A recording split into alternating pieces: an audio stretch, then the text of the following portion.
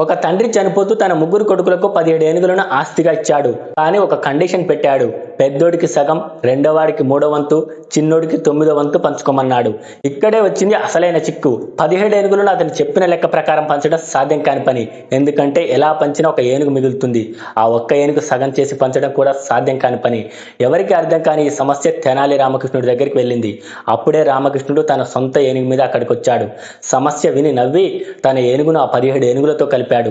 అప్పుడు మొత్తం ఏనుగులు 18 అయ్యాయి. పెద్ద కొడుకు సగం వాట కాబట్టి 18లో సగం అంటే 9 ఏనుగులు అతడికి ఇచ్చేశాడు. రెండోవాడికి 3వ వంతు కాబట్టి 18ని 3 భాగాలుగా చేసి వచ్చేవి 6 ఏనుగులు, అవి అతనికి ఇచ్చేశాడు. ఇక మిగిలింది చిన్నవాడికి 9వ వంతు. 18ని 9 భాగాలుగా చేస్తే వచ్చేవి 2 ఏనుగులు, అవి అతనికి ఇచ్చేశాడు. ఇప్పుడు వాళ్ళ ముగ్గురు ఏనుగులు లెక్క పెట్టండి. పెద్దోడికి 9, రెండోవాడికి 6, చిన్నోడికి 2. మొత్తం కలిపితే వాళ్ళ నాన్న చెప్పినట్లు కరెక్ట్గా 17 ఏనుగులు వాళ్ళకు వచ్చేసాయి. ఇక మిగిలిన ఒక్క ఏనుగు మొదట్లో కలిపిన రామకృష్ణుడు ఏనుగే కదా. ఉపాయం ఉంటే ఉల్లిపాయతో అయిన మేడ కట్టొచ్చని తెనాలి రామకృష్ణుడు నిరూపించాడు. మన జీవితం కూడా ఇంతే కదా. చిన్న సమస్యలకే పరిష్కారం దొరకట్లేదని తెగ సతమతం అవుతూ ఉంటాం. ఆ కోపంతో ఇంట్లో వాళ్ళ మీద అరుస్తుంటాం.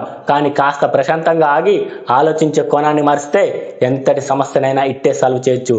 కాబట్టి సమస్యను చూసి భయపడకండి, ఆలోచించే విధానాన్ని మార్చండి. ఈ వీడియో మీకు నచ్చితే ఒక్క లైక్ చేసి మన ఛానల్ని సబ్స్క్రైబ్ చేసుకోండి.